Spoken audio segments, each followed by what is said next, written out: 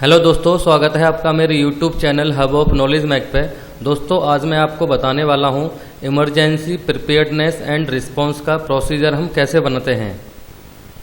अगर आप किसी ऑर्गेनाइजेशन में एज ए एमआर काम करते हो तो you have to must know how to make procedure for emergency preparedness and response. So let be continue. During this session, I will cover how to make emergency preparedness and response having clause number 8.2 in ISO 14001 as well as ISO 45001. Friends, for your kind information, the clause number 8.2 having the mandatory procedure in ISO 14001 as well as ISO 45001. दोस्तों अगर आप degree या diploma करने के बाद कुछ सालों तक जॉब नहीं कर पाते हैं तो आप हमारा ट्रेनिंग कोर्स ज्वाइन करने के बाद अपना करियर रीस्टार्ट कर सकते हो और अपने आप को एक्सपीरियंस होल्डर शो कर सकते हैं। हमारे यहाँ से ट्रेनिंग लेने के बाद कैंडिडेट का आईक्यू लेवल इंक्रीज हो जाता है और कॉन्फिडेंस बिल्डअप हो जाता है, क्योंकि सभी ट्रेनिंग प्रैक्टिकल व थ्योरेटिकल पढ़ाई जाती हैं और साथ में इंटरव्यू की प्रिपरेशन भी करवाई जाती है। If you need to grow in your career and need to build up a smart career, you can join our documentation training center hub of knowledge make। दोस्तों जैसा कि आपको पता है प्रोसीजर बनाने के लिए हमें सबसे पहले टाइटल देते हैं। टाइटल है emergency preparedness and response clause number 8.2 and point number first intent. Intent means purpose. The intent of this procedure is to establish and maintain procedure to identify potential accidental / emergency situations and for preventing and mitigating the environmental impacts and health and safety risks that may be associated with them। दोस्तों इसका main objective है organisation के अंदर accident और emergency situation को identify करना जो कि वातावरण में और ऑपरेटर्स की हेल्थ के ऊपर नेगेटिव इम्पैक्ट डालते हैं और इन सिचुएशंस को कैसे रोकना है और इनके प्रभाव को कैसे कम करना है, ये इस प्रोसीजर का मेन ऑब्जेक्टिव है। Next point number 2, scope. This procedure applies to all activities, product and services of the organization। दोस्तों ये प्रोसीजर ऑर्गेनाइजेशन के अंदर सभी मैन्युफैक्चरिंग ऑपरेशंस के लिए एप्लीकेबल जहां इमरजेंसी सिचुएशन एंड एक्सीडेंट के होने की संभावना हो सकती है। Point number 3, reference. हमने यहाँ पे रेफरेंस क्लॉज नंबर को मेंशन करना है जो कि ISO 14001/2015 related to environment management system EMS and ISO 45001/2018 related to occupational health and safety OSHAs, both having same clause number 8.2 for emergency preparedness and response। So this procedure is applicable both standard ISO 14001 as well as ISO 45001। Next point number 4, process responsibility। Process responsibility is CFT, means cross functional team। Emergency preparedness and response पे काम करने के लिए mainly हमको 4 input activities पे focus करते हैं जिनको मैंने यहाँ प्रोसीजर आउटलाइंस के फॉर्म में लिखा हुआ है। First responsibility, activities and interface. And first input activity क्या है हमारे पास? Identify potential emergency and accident situation. Responsibility safety committee means CFT। Interface potential emergency and accident response. Interface means output. Next 6.2, mitigating and corrective and preventive actions. Responsibility HOD MR and output potential emergency and accident response। and 6.3, review corrective preventive actions। next point 6.4, verification corrective and preventive actions। तो दोस्तों ये 4 input activities हैं जिनके ऊपर हमें काम करना है। चलो अब इनका मेथड रीड करते हैं, कैसे इन पॉइंटों पे काम करना है। नेक्स्ट पॉइंट है हमारा 6th मेथड। सब point 6.1 potential emergencies. An emergency is as a situation which has the potential to cause serious injury or loss of life and serious disruption both at on-site and off-site of the plant। दोस्तों, potential emergency का मतलब होता है ऐसी situation जो employees को इंजर कर सकती है और प्लांट के अंदर और बाहर भी दुष्प्रभाव डाल सकती है। ऐसी सिचुएशन को पोटेंशियल इमरजेंसीज कहते हैं। The potential emergencies and the areas have been identified as given below. Potential emergencies areas in organization. Here some potential emergencies that can be happen in organization. First one, fire. Second, explosion, and next accident, and next release of chemical, and natural disasters such as earthquake, heavy rain, शिम, lightning etc। Lightning means बिजली का कड़कना या बिजली का गिरना। These type of potential emergencies organization में कहाँ कहाँ हो सकती हैं? Physical boundaries of hawk. Hawk का मतलब है हब ऑफ नॉलेज में, यहाँ पे आपको अपनी कंपनी का नाम डालना है। Canteen, DG room, cylinder room, oil room, ये ऐसी जगह हैं यहाँ पे ये पोटेंशियल इमरजेंसी कभी भी हो सकती हैं।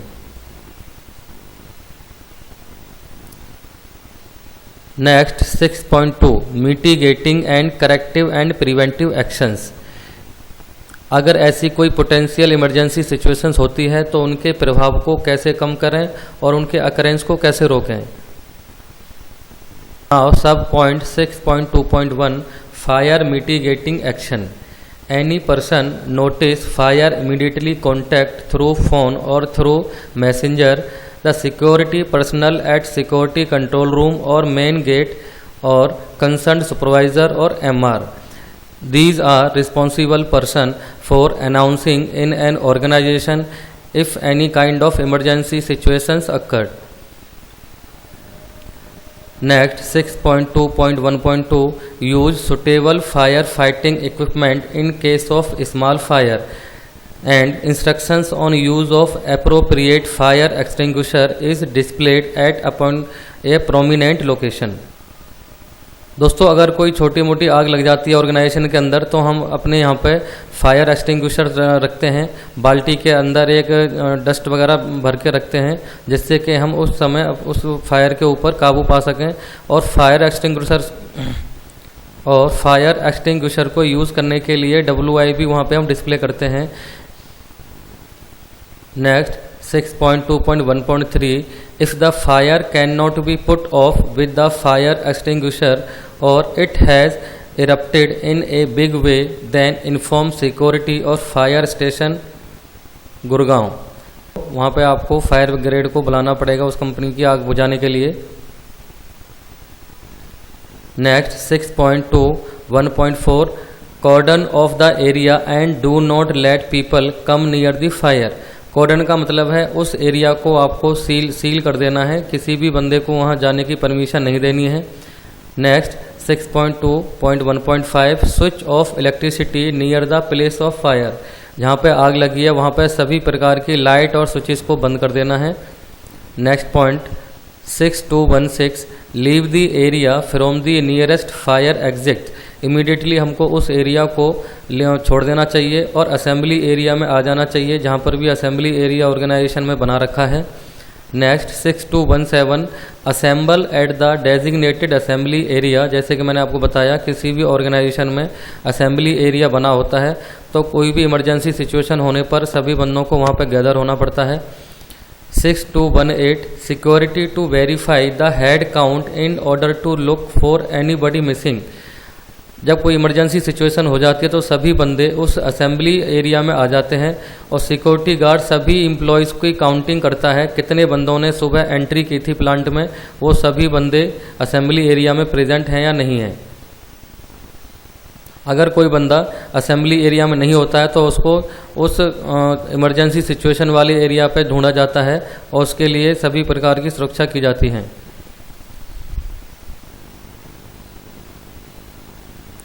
Next 6.2.1.9 dispose the burnt material as waste and take appropriate action for mitigating of environmental impacts including collection and treatment and disposal of fire effluent। दोस्तों जिस एरिया में फायर लगी है वहाँ पर जली हुई सभी वस्तुओं को इकट्ठा करके हमको डिस्पोज कर देना है सेफ एरिया में, ताकि हमारे एनवायरनमेंट पे कोई एडवर्स इम्पैक्ट ना पड़े। Next point, fire preventive action 622। तो sub point 6221, maintain all fire extinguishers, smoke detectors and fire alarm in the working conditions. Next 6222, providing training to employees on the fire fighting. दोस्तों आग से बचने के लिए जो कंपनी में एक्सटिंग्विशर्स लगे होते हैं, स्मोक डिटेक्टर्स लगे होते हैं, उनकी हमको वर्किंग कंडीशन पीरियोडिकली चेक करनी होती है और हमें सभी बंदों को फायर फाइटिंग की ट्रेनिंग देनी होती है। अगर किसी प्रकार की आग लग जाती है तो किस तरीके से आग को बुझाना है और कैसे फाइट करना है। Next point 6223, conduct mock drill monthly for employees. दोस्तों हमने जो प्रिवेंटिव एक्शंस ले रखे हैं और जो हमने फायर फाइटिंग की जो ट्रेनिंग दे रखी है एम्प्लॉयज़ को, वो इफेक्टिवली इम्प्लीमेंटेड है कि नहीं है उसको असेस करने के लिए कंपनी के अंदर मॉक ड्रिल कंडक्ट की जाती है, जिससे कि हमें ये पता लग जाता है जो प्रिवेंटिव एक्शन हमने डिसाइड किए हैं वो इफेक्टिवली इम्प्लीमेंटेड हैं। नेक्स्ट सब point 6224, restricting entry of unauthorized person in sensitive identified areas such as chemical, lab, heat treatment areas। दोस्तों ऑर्गेनाइजेशन के अंदर अनऑथोराइज्ड एरियाज़ पे किसी भी बंदे को जाने की परमिशन नहीं होनी चाहिए। जैसे हमारा केमिकल लैब होती है या कोई जो पैनल लगे होते हैं इलेक्ट्रिकल के, ट्रांसफार्मर्स लगे होते हैं, ऐसे एरिया पे किसी जो है अनऑथोराइज्ड पर्सन की एंट्री नहीं होनी चाहिए। 6225, maintain and follow MSDS for chemical. MSDS का मतलब है मटेरियल सेफ्टी डाटा सीट। अगर आपको स्मार्ट स्किल डेवलप करके करियर में ग्रो करना है तो प्लीज़ स्क्रीन पर दिए गए नंबर पर कॉल करें और हमारा ट्रेनिंग सेंटर ज्वाइन करें। After getting training from our training centre, candidate can build up his smart skills for cracking interview and can get a good job in good organisation. The main objective of Hub of Knowledge Mac Training Center providing training, placement and development of career. Friends, if you watching ready-made paid videos then no use for it, because by watching ready-made paid video doubts are not clear, so don't waste time and money. So please join our live classes online as well as offline। भी chemical को use करने के लिए material safety data sheet पर जो instructions लिखी होती हैं उनको हमें फॉलो करना होता है for prevention of any kind of accident. Now fire corrective actions 6231, analyse the cause of occurrence of fire and prepare a report specifying preventive measures to be taken to avoid reoccurrence of the incident. दोस्तों आग लगने के बाद वो आग कैसे लगी उसको एनालिसिस करने के लिए हमें प्रोबेबल कॉजेज़ का फाइंड आउट करना पड़ेगा। साथ हमें रूट कॉज भी फाइंड आउट करना है जिसके कारण आग लगी है और उसको रीअकरेंस होने के लिए हमें काउंटर मेजर लेना पड़ेगा ताकि वो दोबारा आग ना लगे। 6232, document corrective and preventive actions arising out of this incident in the corresponding applicable format. जो भी हम एनालिसिस करेंगे, करेक्टिव एक्शन लेंगे और वो सभी जो है एप्रोप्रिएट फॉर्मेट में होना चाहिए, जिसको हम कापा भी बोल सकते हैं।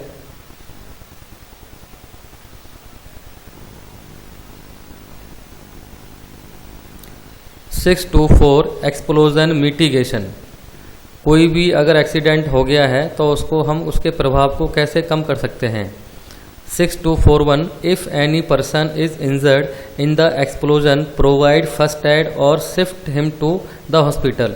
अगर कोई पर्सन फिजिकली इंजर्ड हो गया है तो सबसे पहले हम उसको फर्स्ट एड प्रोवाइड कराएंगे और उसे बाद में किसी भी नियरेस्ट हॉस्पिटल में हॉस्पिटलाइज करा देंगे।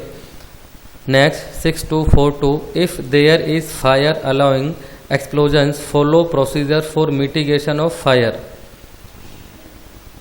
मीन्स हमें कैसे उसके प्रभाव को कम करना है ताकि वो आसपास के एरिया को और लोगों को इम्पैक्ट ना करे।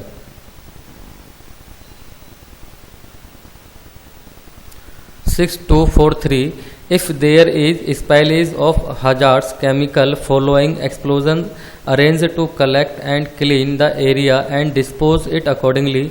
Take appropriate actions for mitigation of environmental impacts including collection and treatment and disposal of the effluent. दोस्तों अगर ऑर्गेनाइजेशन में कोई केमिकल फैल गया है या किसी हजार्ड सब्सटेंसेस का स्पाइलेज हो चुका है तो उसके इम्पैक्ट को कम करने के लिए हमें सबसे पहले उस एरिया को क्लीन करना पड़ेगा और उसे डिस्पोज करना पड़ेगा किसी सेफ एरिया में ताकि वो इन्वायरमेंट पे और फिजिकली इम्पैक्ट ना करे। केमिकल स्पाइलेज से बचने के लिए हम जो है बकेट के अंदर डस्ट यानी सैंड भर के रखते हैं। जैसे ही कोई केमिकल स्पाइलेज होता है फ्लोर पर हम तुरंत उस सैंड को उसके ऊपर डाल देते हैं और उससे बाद में इस एरिया को क्लीन कर देते हैं।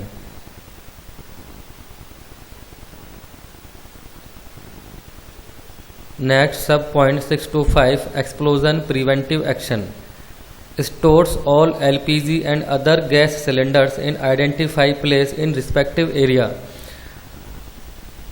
अगर आपकी कंपनी में कोई LPG cylinders and other gas cylinder use होते हैं तो उनके लिए सेपरेट एरिया होना चाहिए और उनको जो है सेपरेट एरिया में किसी चेन से बांध के रखना चाहिए। 6252 ensure all gas cylinders are placed in well ventilated place. जहाँ पर उनका सेपरेट प्लेस है वो इट शुड बी वेंटिलेटेड, किसी बंद एरिया में इनको नहीं रखा जाता है। Next 6253 cylinders shall not be placed on above another. एक के ऊपर दूसरे सिलेंडर को नहीं रखना चाहिए ताकि दबाव ना बने। 6254 stores LPG cylinders and other gas cylinders separately. Gas cylinder अगर मान लो कोई CO2 का है या कोई ऑक्सीजन का सिलेंडर है, LPG का सिलेंडर है, इनको किसी एक सेपरेट एरिया में मिक्स करके नहीं रखना चाहिए। सभी टाइप के सिलेंडर्स के लिए अलग अलग एरिया डिफाइन होना चाहिए। Next 6255 conduct periodic inspection of cylinders, burners, pipe, regulators through components agencies. किसी ऑथोराइज्ड एजेंसी के थ्रू हमें टाइम टू टाइम अपने सिलेंडर्स वगैरह की कैलिब्रेशन करानी चाहिए और उनका मेंटेनेंस करवाना चाहिए।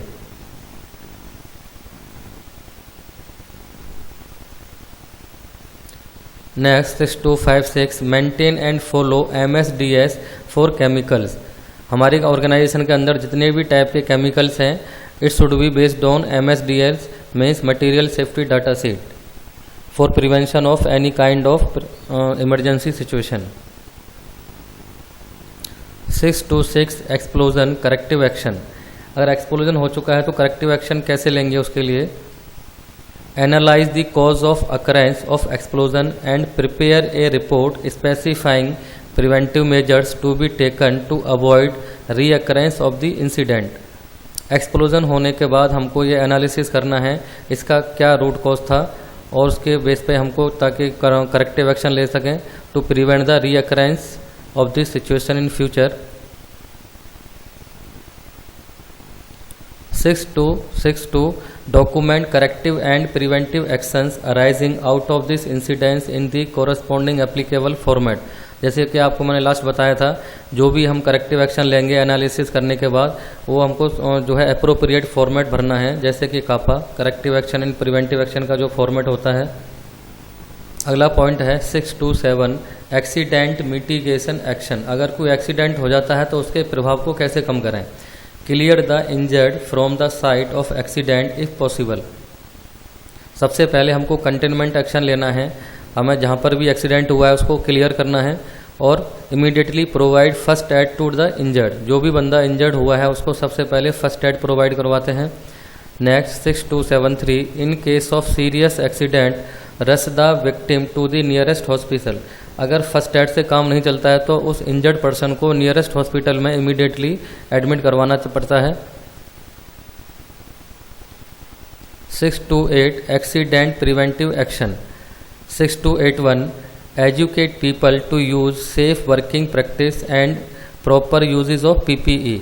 हमें सभी एम्प्लॉयज़ को ये अवेयरनेस देनी चाहिए through training about the personal protective equipment and how to use and handle personal protective equipment to prevent the any kind of accident during working in organisation.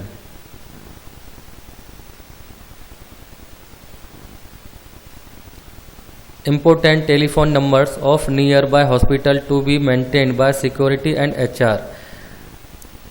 Organisation में security room पे और HR के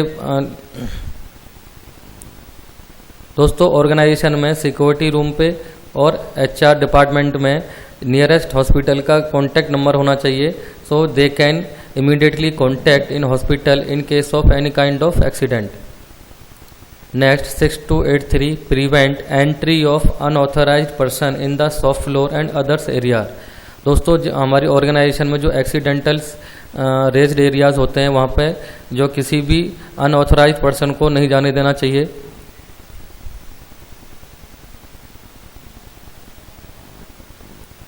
for the prevention of accidents. Next 6284 to ensure that contractors follow the HOK EMS policies and use proper PPEs while working does and don't for visitor contractors. दोस्तों हमको अपनी organisation में policies बनानी चाहिए और जो वर्क इंस्ट्रक्शंस बनानी चाहिए क्या करना चाहिए और क्या नहीं करना चाहिए एम्प्लॉयज़ के लिए भी और विजिटर्स के लिए भी. 629 एक्सीडेंट करेक्टिव एक्शन. अगर कोई एक्सीडेंट हो गया तो करेक्टिव एक्शन कैसे लेना है. Analyze the causes of accident and prepare an incident report specifying preventive measures to be taken for preventive reoccurrence of the incident. HOD Safety Committee managers to report management about the incident in the prescribed incident format. अगर कोई accident हो चुका है तो आप review of corrective and preventive action. Actual scenario that is fire to be created in the presence of safety team member to see the response and reactive by near about person. अगर आपको corrective and preventive action का effectiveness check करना है तो हम वहाँ पे mock drill कर सकते हैं, एक एक्चुअल सिनेरियो क्रिएट कर सकते हैं in the presence of safety team.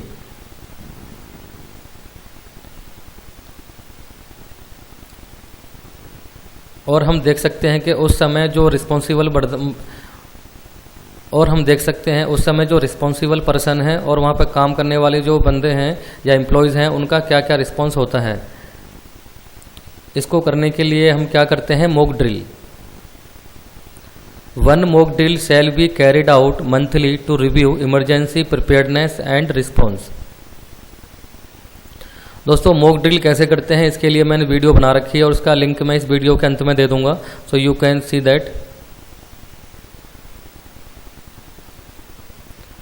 6.3.3 The procedure for emergency preparedness and response that shall be reviewed after every 2 years or after a major emergency occurs.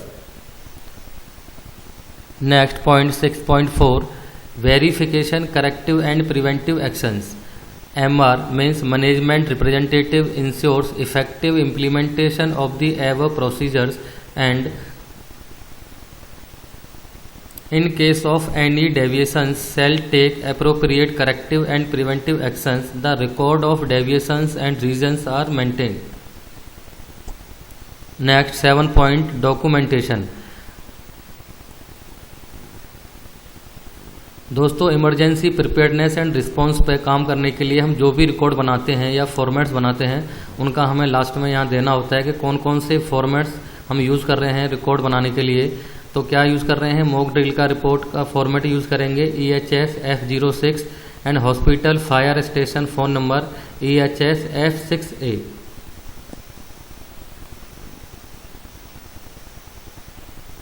And next visitors does and don't जिसका format number है EHS F6B. Emergency phone number EHS F6C. On site emergency plan EHS F17. So these are the documents we have to maintain during emergency preparedness and response. तो दोस्तों ये था emergency preparedness and response का procedure. अब आपको mock drill की video जरूर देखनी चाहिए, जो कि मैंने इसका लिंक इसके वीडियो के लास्ट में दिया हुआ है। मॉक ड्रिल कैसे कंडक्ट करते हैं किसी भी ऑर्गेनाइजेशन में। Thank you.